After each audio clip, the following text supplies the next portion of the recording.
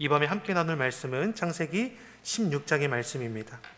16장 15절에서 17장 1절까지 우리 세 절의 말씀을 함께 읽겠습니다. 창세기 16장 15절에서 17장 1절의 말씀입니다. 세 절의 말씀이니까요, 우리 한 목소리로 같이 합독해서 읽겠습니다. 16장 15절에서 17장 1절의 말씀 함께 읽겠습니다. 하갈이 아브라함의 아들을 낳음에 아브라함이 하갈에 낳은 그 아들을 이름하여 이스마엘이라 하였더라. 하갈이 아브라함에게 이스마엘을 낳을 때에 아브라함이 86세이었더라. 아브라함의 99세 때에 여호와께서 아브라함에게 나타나서 그에게 이르시되 나는 전능한 하나님이라 너는 내 앞에서 행하여 완전하라. 아멘. 할렐루야. 코로나로 인한 어려움에도 우리 교회와 또 각 초소에서 예배하시는 우리 성도님들의 그 심령과 가정에 하나님의 은혜가 충만하기를 소망합니다. 특별히 오늘은 우리가 연합 구역 예배로 드립니다. 구역이 함께 모여서 예배하고 또 기도할 때는 우리 구역을 위해서, 또 내가 속한 지역장님, 또 구역장님, 또 믿음의 식구들을 위해서 함께 뜨겁게 기도할 때 우리의 심령이 살아날 뿐만 아니라 우리 구역이 회복되고, 구역이 살아야 또 교회가 살지 않겠습니까? 구역장이 살아야 또 구역이 살지 않겠습니까? 지역장이 살아야 지역이 살지 않겠습니까? 이렇게 뜨겁게 기도함을 통하여 우리 심령이 온전한 회복이 일어나기를 예수님의 이름으로 축원합니다. 우리 곁에 계신 분들과 우리 이렇게 한번 고백해 보겠습니다. 구역장이 살아야 구역이 삽니다. 아이고 부담스럽다 생각이 들죠. 우리 한 번 더 이렇게 고백하겠습니다. 구역이 살아야 교회가 삽니다. 살아야 교회가 삽니다. 아멘. 그래서 우리 구역 식구들은 구역장님들을 위해서 기도해 주셔야 돼요. 리더의 역할을 잘 감당할 수 있도록, 지치거나 피곤치 않도록. 또 구역은 구역장님뿐만 아니라 지역장님을 위해서 꼭 기도해 주시고, 구역장과 지역장이 살아야 지역과 구역이 살아나고, 지역과 구역이 살아나면 교회가 살아나게 되어 있죠. 또 주의 종 우리 목회자를 위해서도 꼭 기도해 주시기 바랍니다. 코로나로 인해서 계속해서 지치지 않도록 여호와의 간건함을 더하여 주시고 늘 가정이 평안할 수 있도록 같이 기도로 동역해 주시면 더 큰 은혜가 되겠습니다. 하나님께서 아브라함을 부르시면서 땅의 축복과 후손의 축복을 약속하지 않으십니까? 내가 너로 큰 민족을 이루고 내게 복을 주어 내 이름을 창대케 하리니 너는 복의 근원이 될지라. 놀라운 축복의 말씀을 아브라함에게 주십니다. 참 재미있는 건 아브라함이 그 하나님의 말씀에 순종해서 갈 바를 알지 못하면서 약속의 땅에 나아갔다는 것이죠. 무슨 배짱일까? 하나님의 부르심에 순종하죠. 믿음으로 행하면 능력이 나타나게 되어 있습니다. 사랑하는 성도 여러분, 믿음으로 행하는 주의 성도 되기 바랍니다. 믿음으로 행했는데 아무렇지도 않다? 그것은 온전한 믿음으로 행하지 않았기 때문이지. 믿음으로 담대히 나아가면 하나님께서 그 믿는 자의 걸음을 인도해 주시죠. 물론 아브라함이 믿음으로 행했지만 도착한 약속의 땅에 기근이 들었죠. 예기치 않은 어려움이지만 이것도 테스트 아니겠습니까? 예기치 않은 문제를 만났을 때 믿는 자는 어떻게 해야 합니까? 하나님의 도우심을 구하고 하나님의 그 뜻을 구해야죠. 그러면 하나님께서 왜 이런 기근을 통해서 우리를 곤란하게 하는지를 알게 하지 않겠습니까? 문제 앞에 불평하고 원망하고 살 길을 찾기 위해서 내 방법을 쫓아 행하기보다 우리의 길을 인도하신 하나님께 정답을 묻는 것이 빠른 길이죠. 근데 아브라함이 그렇지 않죠. 애굽으로 내려가게 되는데 애굽으로 내려감을 통해서 어떻습니까? 아내를 누이라 속이는 일도 생기고 이로 인해서 애굽의 왕에게 아내를 빼앗길 뻔도 하고, 그런 어려움을 하나님께서 개입하셔서 다 해결해 주시고 다시금 베델로 돌아오게 하시는 것이죠. 곤란은 누구로 인해 일어났습니까? 사람의 잘못된 선택으로 일어났지만 그 잘못된 선택까지도 다시금 회복시켜 주시는 분이 누구십니까? 하나님이십니다. 사랑하는 성도 여러분, 하나님께서 그렇게 우리를 사랑하시고 우리를 지켜주시고 도우십니다. 우리가 믿음이 없어서 하나님의 그 뜻을 우리가 외면한 것이지, 하나님은 지금도 여전히 변함없이 우리를 사랑하시고 인도에 가시죠. 오늘 본문을 보면 아브라함이 또 어떤 일을 보게 됩니까? 그 이 앞장에서 보면 하나님의 때를 기다리지 못하니까 이 아브라함의 아내 사레가 어떤 결정을 합니까? 나이가 이제 점차 많아지는데 하나님이 약속하신 후사는 아직도 없습니다. 그러니까 아브라함도 그 하나님의 약속을 기다리지 못하고 그 마음에 두려움이 생겼을 때 하나님께서 아브라함에게 찾아가셔서 그를 이끌고 하늘의 별을 보게 하지 않습니까? 저 밤하늘의 별을 보아라. 저 많은 무별을 보아라. 하나님 별이 너무나 많습니다. 내 후사가 이와 같을 것이다. 하나님이 다시금 소망을 주시죠. 그래서 다시금 그 소망을 붙들고 힘있게 나아가게 됩니다. 그런데 어떻습니까? 또 얼마 지나지 않아서 이번에는 사례가 흔들리는 것이죠. 왜 그렇습니까? 자녀를 잉태하지 못한다는 것은 남편의 문제도 분명히 있겠지만 당시 고대 사회는 어떻습니까? 전적인 책임이 자신에게 있다라는 것을 왜 알지 못하겠습니까? 그러니까 두렵고 아브라함을 보기에 자기가 행할 수 있는 것이 하나도 없는 것이죠. 그러니 사례가 결정한 것이 무엇입니까? 아브라함에게 이제 제가 나이가 많아서 아이가 갖기 어려우니까 내 여종을 통해서 우리 아이를 가집시다. 인간적인 방법이죠. 하나님께서 원하시는 방법은 아닙니다.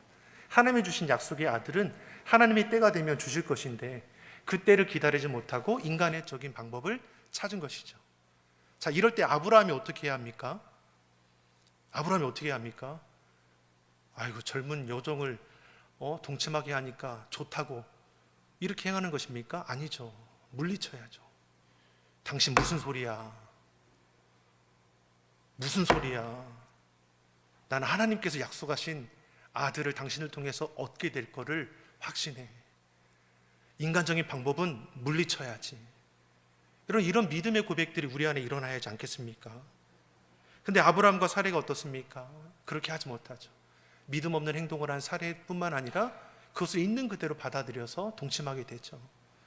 그래서 이스마엘을 잉태하게 됩니다. 인간적인 방법으로 봤을 때 어떻습니까? 잘 된 것처럼 보이죠. 문제는 그때를 기다리지 못하고 조급하고 성급하게 행한 것인데 인간적인 방법으로 보면 후사를 얻게 됐은 거니 서로가 잘 된 것처럼 보이는 겁니다. 사랑하는 성도 여러분, 그러면 어떻습니까? 그런데 문제는 예기치 않은 곳에 일어나죠. 그 여종이 잉태한 것을 알게 되었을 때 자신이 아이를 가진 것을 보고 자신의 그 주인 사례를 업심여기는 일들이 일어나지 않습니까? 이런 엉뚱한 일이 일어날 줄 어떻게 알았겠습니까? 하나님의 약속을 기다리지 못하고 현실과 타협하게 되니까 문제가 해결되는 것 같았는데 오히려 그것이 더 큰 문제로 야기되는 것을 우리에게 보이는 것입니다. 사랑하는 성도 여러분, 사람의 방법, 생각 너무 좋아하지 마십시오. 하나님이 주신 약속의 말씀이라면 이 말씀을 기다릴 줄 아는 것이 믿음입니다. 내가 그때를 알지 못한다고 해서, 그때를 기다리지 못한다고 해서 내가 다른 방법으로 채우겠다? 하나님이 결코 기뻐하지 않으십니다. 하나님께서 말씀하신 것 하나님께서 이루십니다. 우리는 믿음으로 조금 더 견디고 인내하고 참아내야 할 그런 모습이 우리 가운데 있어야 하는 것이죠. 이후로 여정 하갈을 통해서 주인이 업신여기게 되죠. 그러니까 이 사례도 보통은 아니었던 것 같아요. 남편인 아브라함에게 따지지 않습니까? 당신 때문에 내가 이런 수치를 당하지 않겠냐고. 그러니까 아브라함이 어떻게 합니까? 나 몰라라 하죠. 당신 마음대로 해.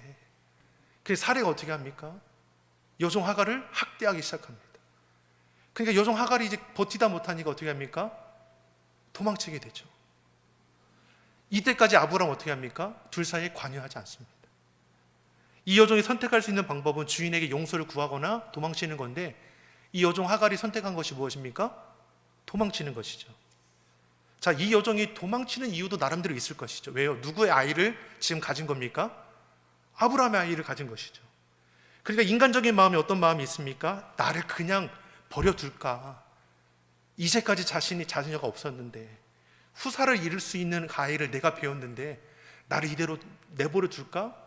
아브라함이 그냥 내버려 둡니다. 쫓아가지도 않죠. 자, 이걸 통해서 우리가 알 수 있는 건 무엇입니까? 사람은 결코 믿고 의지할 대상이 못 된다는 것이죠. 사랑하는 성도 여러분, 여러분 결혼할 때 이 사람 평생 믿겠다라고 결혼하신 분 있으십니까? 그 믿음은 진작에 깨진 줄 압니다. 여러분, 우리가 믿고 결혼하는 게 아니죠. 사랑하니까 결혼하는 거 아닙니까? 사람은 사랑할 대상이죠. 섬길 대상이죠. 이 사람을 믿었으니까 내가 결혼한다? 그런 사람은 진작에 깨졌을 겁니다. 저도 저희 아내를 사랑합니다. 우리의 믿음의 대상은 누구입니까? 여호와 하나님 한 분이시죠. 여러분, 이 세상 의지하는 사람들 있지 않습니까? 세상 권세, 세상 자랑, 세상 재미 의지하여 살아갑니다. 사람들 의지하여 살아갑니다. 아, 저 사람 믿을 만한 사람이야. 꼭 그러면 뒤통수 맞지 않습니까? 믿을 사람이 어디 있습니까? 우리가 그냥 저들을 사랑으로 섬기는 것이죠. 그 사랑의 관계를 통해서 하나님께서 아름답게 열매 맺어 가도록 이끌어 가시는 것이죠. 우리가 서로 사랑함에 있어서 예수님이 나를 사랑하신 것 같이 그 사랑을 섬길 수 있기를 예수님의 이름으로 축원합니다. 우리 곁에 계신 분들이 이렇게 고백하겠습니다. 내가 당신을 사랑합니다. 자, 이렇게 얘기하면 오해가 됩니다. 그러니까 여기 안에는 분명히 들어갈 게 있죠. 주님 안에서 사랑합니다. 시작. 주님 안에서 사랑합니다. 아멘. 이러면 오해가 없습니다. 주님 안에서 사랑하는 것이죠. 주님의 사랑으로 내가 사랑할 수 있는 것이고, 또 그 사랑을 우리가 함께 나눌 때에 그 기쁨이 더해지지 않겠습니까? 각 지역과 구역이 서로 사랑으로 섬겨주고, 또 생각날 때마다 기도해주고, 돌아봐주고, 전화해주고, 톡 보내줘서 서로가 그 어려운 자리에서도 잘 인내하고 이겨나갈 수 있도록 서로 돌아볼 수 있기를 다시 한번 소망합니다. 자, 16절의 말씀을 보면 아브라함이 하갈을 통해 아들을 낳고 그의 이름을 이스마엘이라고 하죠. 근데 이 이스마엘이라는 이름을 지어준 분이 누구입니까? 하나님이시죠. 자, 도망쳤습니다, 하갈이. 근데 하갈이 도망쳤죠. 누구도 아브라함이 찾아가냐? 그렇지 않죠. 여호와의 사자가, 천사가 저들 가운데 찾아가서 이 하갈을 위로해 주고, 너가 있어야 할 곳 주인에게로 돌아가라가 권면하죠. 그리고 그에게 말하기를 내가 잉태하여 아들을 낳을 텐데 그 이름을 이스마엘이라 하라. 이스마엘이라는 이름의 뜻이 무엇입니까? 하나님께서 들으셨다. 하나님이 들으셨습니다. 하나님은 무엇을 들으신 겁니까? 하갈의 신음하는 소리를 들었죠. 신음하는 소리를 들으신 겁니다. 천사를 보내셔서 그를 위로해 주시고 있어야 할 자리로 옮겨주시고 그 아들을 통해서 큰 민족을 이루겠다 약속하십니다. 하나님은 아브라함의 하나님만 되십니까? 사레의 하나님만 되십니까? 하갈의 하나님도 되신다는 것입니다. 다시 말해서 저와 여러분이 하나님만 되실 뿐만 아니라 믿지 않는 자들의 하나님도 되신다는 것을 우리가 결코 잊어서는 안 되는 것이죠. 그래서 저들을 우리가 긍휼히 여기며 주의 사랑으로 우리도 섬길 수 있어야 하는 것입니다. 이스마엘을 낳을 때 아브라함의 나이가 86세라고 했습니다. 그리고 바로 다음 말씀이 17장 1절의 말씀을 보면 아브라함의 나이가 몇 세가 되었습니까? 99세의 때에 하나님께서 다시 아브라함에게 말씀하고 계십니다. 우리 본문 17장 1절의 말씀을 우리 같이 한번 보겠습니다. 같이 읽어보겠습니다. 아브라함이 99세 때 여호와께서 아브라함에게 나타나서 그에게 이르시되 나는 전능한 하나님이라 너는 내 앞에서 행하여 완전하라. 아멘. 자, 16장 16절에서 17장 1절 그 사이의 공백이 어떻습니까? 이스마엘을 86세에 낳았는데 하나님께 다시금 아브라함이 찾아가서 말씀하실 때가 99세입니다. 13년의 그 공백이 이 한 절 사이에 있다라는 것이죠. 이 말씀을 보면서 어떤 생각을 하게 되면 하나님께서 아브라함에게 말씀하는 것을 멈추신 건가? 하나님이 침묵하신 건가? 아니면 하나님이 말씀하시는데 아브라함이 듣지는 못한 건가? 두 가지가 다 포함될 것 같지만 제 생각은 어떻습니까? 아브라함이 하나님의 말씀을 듣지 못하고 있을 때가 아닌가라고 생각해 보게 됩니다. 왜 그러냐면 지금 아브라함은 이스마엘을 통해서 기쁨을 얻고 있을 때입니다. 자기 만족을 통해 살아갈 때 하나님의 그 말씀이 그 귀에 들리지 않을 수 있다라는 것을 오늘 말씀을 통해서 우리가 알게 되는 거죠. 아브라함은 나이가 들어 어렵게 하갈을 통해 이스마엘을 낳았습니다. 비록 자신은 방관했지만 하나님께서 그 문제를 해결해 주셔서 이스마엘의 재롱을 보면서 갈등 없이 살아가는 것이죠. 다시 말하면 어떻습니까? 지금의 삶에 만족함이 있습니다. 13년 동안 사라에게서 여전히 자식은 얻지 못했지만 아무런 갈등 없이 이스마엘을 키우면서 거기에 만족하며 살아가는 것입니다. 아브라함에게는 더 이상 하나님께서 보여주신 소망, 비전이 있지 않는 것이죠. 그래서 17장 18절의 말씀을 보면 하나님께서 사라에게 자녀의 축복을 다시금 말씀하실 때 그 말씀을 듣는 아브라함이 웃으면서 하는 말이 무엇이냐면 이스마엘이나 하나님 앞에 살기를 원하나이다.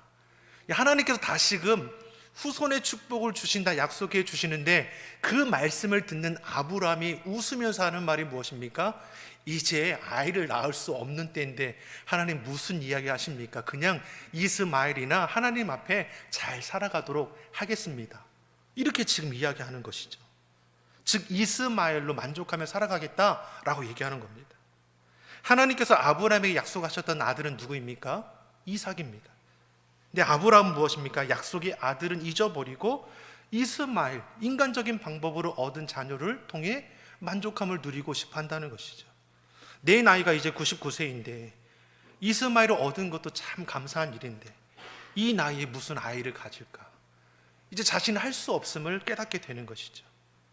창세기 12장 1절에서 하나님께서 분명 저들을 부를 때 내가 너를 통하여 모든 민족을 축복하겠다, 내가 너를 복의 근원이 되겠다 약속해 주셨습니다. 하나님께서 놀라운 축복을 주셨죠. 하나님께서 원하시는 아브라함의 삶은 한 아이의 아버지로 만족하며 살아가는 것이 아니라 모든 열방을 축복하는 이 믿음의 아버지, 열방의 아버지가 되는 것이죠. 그런데 아브라함에게 그 약속은 희미한 옛 기억이 되어버리고 만 것입니다. 이삭의 축복을 누리려고 하면 어떻습니까? 이스마엘에게 만족할 수는 없는 것이죠. 다윗을 통해서 우리가 은혜가 되는 것이 무엇입니까? 하나님 마음의 합당함을 통해서 하나님의 뜻을 이루어 가기 때문입니다. 아브라함을 하나님께서 큰 뜻을 주신 이유가 무엇입니까? 저로 큰 민족을 이루겠다 약속해 주셨습니다. 우리도 마찬가지 아닙니까? 하나님께서 우리를 부르시면서 약속하신 말씀이 있지 않습니까? 우리도 하나님께 주신 약속의 말씀, 소명이 있고 사명이 있습니다. 하나님이 이걸 나를 통해서 이뤄가지기를 원하시는 것이지 이것을 잃어버리고 인간적인 뜻을 따라 행하기를 결코 원하지 않으십니다. 근데 우리가 왜 잊어버립니까? 내 삶의 만족함을 누리게 될 때 하나님의 뜻은 잊어버리고 자기 자랑을 일삼게 될 때 그런 은혜가 우리에게 있죠. 자기 만족을 위해 살아가는 삶이 아니라 하나님의 말씀을 우리가 기억하며 하나님의 그 뜻을 이루어가는 데에 우리의 신앙의 초점이 맞춰지기를 예수님의 이름으로 축원합니다. 또한 자기를 의지하고 자신의 힘으로 살아갈 때 하나님의 말씀이 귀에 들리지 않죠. 아브라함이 젊은 여종과 동침해서 이스마엘을 낳았습니다. 입으로는 하나님께서 도와주셨다 고백하지만 마음으로는 무엇입니까? 자신이 힘이 있을 때 아이를 가졌다라고 생각하는 것이죠. 만약 이스마엘을 낳은 이후에 하나님께서 즉시로 이삭을 사례를 통해서 주셨다라면 아브라함은 무엇입니까? 이스마엘을 인간적인 힘으로 얻었던 것처럼 이삭도 그렇게 얻었을 거라고 생각했을 것입니다. 이것은 하나님께서 기뻐하는 것이 아니죠. 하나님께서 13년의 침묵을 깨고 자녀의 축복에 대해 말씀하셨을 때는 창세기 17장 17절에 나오는 말씀처럼 어떠한 상황입니까? 우리 창세기 17장 17절의 말씀을 우리 같이 한번 읽어보겠습니다. 아브라함이 엎드려 웃으며 심중에 이르되 100세 된 사람이 어찌 자식을 낳을까? 사라는 90세니 어찌 생산하리요 하고. 아멘. 자, 이제 자기 힘으로는 아무것도 할 수 없는 것을 아는 것이죠. 나의 힘과 능력이 다 끊어져서 내가 할 수 있는 일이 아무것도 없다고 시인하게 될 때 비로소 하나님의 그 말씀이 그에게 임하는 것입니다. 전적인 하나님의 은혜 아니면 안 된다는 것을 스스로 알게 될 때 하나님께서 저들 가운데 임하셨다는 것을 우리가 기억해야 합니다. 다시 말해서 이전까지는 자신의 힘으로 감당할 수 있다라고 여겼다라는 것이죠. 그 인간적인 생각이 끊어질 때까지 하나님께서는 저를 바라보신 것입니다. 13년 만에 아브라함에게 나타나서 하시는 말씀이 무엇입니까? 17장 1절의 말씀을 우리 다시 한번 같이 한번 보겠습니다. 같이 읽어보겠습니다. 아브라함의 99세 때에 여호와께서 아브라함에게 나타나서 그에게 이르시되 나는 전능한 하나님이라 너는 내 앞에서 행하여 완전하라. 아멘. 하나님께서 스스로를 드러내시면서 하시는 말씀이 무엇입니까? 나는 전능하신 하나님이라. 나는 전능하신 하나님이라는 이 의미가 무엇입니까? 히브리어 단어를 보면 엘샤다이입니다.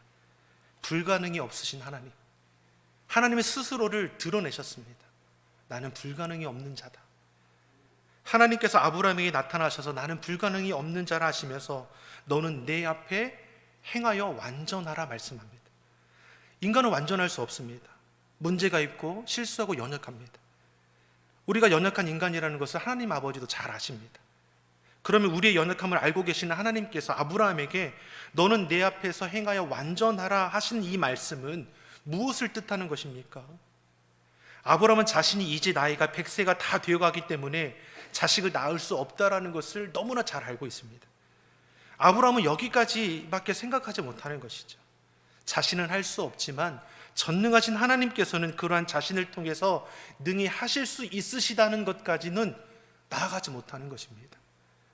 완전하라, 이 의미가 무엇입니까? 하나님의 전능하심을 바라보라는 것입니다. 나는 할 수 없지만 하나님은 능치 못함이 없으신 분이람을 인정하며 바라보라는 것입니다. 우리로 완벽하라고 주신 말씀이 아닙니다. 내 앞에서 실수하지 말라고 주신 말씀도 아닙니다.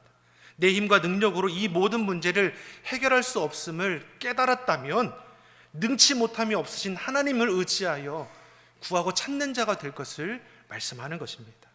사랑하는 성도 여러분, 이 시대의 많은 그리스도인들이 믿고 의지하는 것이 무엇입니까? 하나님을 믿는다라고 고백하지만 진작 어려운 일을 당할 때 하나님을 찾는 자들이 없다라는 것입니다. 여전히 세상 권세를, 재물을, 사람들을 의지하고 자신의 힘을 의지하여 살아갈 뿐입니다. 교회에 나오고 기도도 하지만 여전히 내 힘과 지식과 경험을 의지할 때가 더 많다는 것입니다. 이 시간 우리의 삶의 자리가 분명해지길 간절히 바랍니다. 우리가 믿고 의지할 분 여호와 하나님이십니다. 전능하신 아버지 하나님, 능치 못하시 없는 그 아버지 하나님께 우리가 집중해 나아가길 원합니다. 내가 하는 것이 아니라 나를 통해서 하나님께서 하시는 것입니다. 아멘입니까? 하나님의 약속의 말씀은 하나님께서 이루어 가는 것입니다. 그 말씀을 믿고 나를 그 말씀 가운데 순종함으로 내어놓을 때 그때 하나님께서 우리 손을 통해서 능력을 행하여 주실 것입니다. 코로나19란 어려움 속에서도, 시대의 어려움 속에서 어쩔 수 없이 타협하고 그때마다 어쩔 수 없다는 이유로 우리가 잃어버리고 있는 것이 너무나 많지 않습니까? 다른 것 다 잃어도 하나님 신앙을 결코 놓치지 않기를 예수님 이름으로 소망합니다. 형편과 상황이 흔들린다면 그 믿음은 언제든지 흔들릴 수밖에 없지 않겠습니까? 하지만 어떠한 상황 가운데서도 하나님을 향한 우리의 신실한 믿음은 결코 흔들리지 않기를 예수님 이름으로 축원합니다. 그럴 때 하나님이 우리를 얼마나 기쁘게 여기시겠습니까? 자녀가 부모의 마음을 기쁘게 하면 용돈을 달라고 하지 않아도 절로 주지 않겠습니까? 요즘은 저희 이제 큰 아이도 이제 그 카카오톡, 카카오뱅크를 이제 만들었어요. 얘가 이쁜 행동만 하면 제가 그 5,000원도 보내고 3,000원도 보내고 막 이래요. 스마트폰을 이용해서. 그러면 아이가 아직은 순수해서 3,000원을 받아도 행복해합니다. 5,000원을 받으면 더 행복해합니다. 이게 특별한 행동이 아닌데 아이가 제 마음이 너무 기쁜 거죠. 그러니까 제가 이렇게 3,000원, 5,000원 보내면 아이가 뜨잖아요. 아빠 왜 3,000원이야? 아빠가 기분이 좋아서 보냈어. 또 보기에 마음이 그래서 보냈어. 여러분, 우리가 자녀들이 기쁘면 부모 지갑이 그냥 열리지 않겠습니까? 용돈을 달라고 하지 않아도 그냥 더 주고 싶은 것이죠. 사람의 마음을 기쁘게 해도 지갑이 열리는데 하물며 하나님을 기쁘시게 한다면 하늘문이 열리지 않겠습니까? 하나님을 기쁘시기 위해서 우리 하늘문을 열려서 정말 놀랍도록 부어주시는 그런 은혜를 우리가 누리고 살아가기를 간절히 소망합니다. 후히 주시되 누르고 흔들어 넘치도록 부어주신다는 그 약속의 말씀, 정말 성경에 기록된 말씀, 나랑 아무런 상관없는 말씀이 아니라 정말 나를 위해서 주시는 약속의 말씀, 정말 매일매일 그 은혜에 우리가 정말 그 흠뻑 젖어서 어느 곳 어느 자리에 있든지 하나님을 영화롭게 하는 그런 복 있는 삶을 살아가는 우리 모두가 되기를 예수님의 이름으로 축원합니다. 기도하겠습니다. 사랑의 하나님 아버지, 하나님을 기쁘시게 하는 자녀가 되게 하여 주시옵소서. 지금까지 내 자신을 의지하고 사람과 물질을 의지하던 그런 마음이 있었다면 이 시간 내려놓게 하셔서 오직 하나님만을 의지함으로 주의 그 뜻을 이루어 나가는 우리 시온석의 온 성도들이 다 되게 하여 주시옵소서. 이 시간 우리가 깨어 기도합니다. 하나님을 의지함으로 부르짖고 찾을 때에 하늘문을 여셔서 누르고 흔들어 차고 넘치는 은혜가 임하는 이 밤이 되게 하여 주시옵소서. 감사드리며 예수님의 이름으로 기도드립니다. 아멘.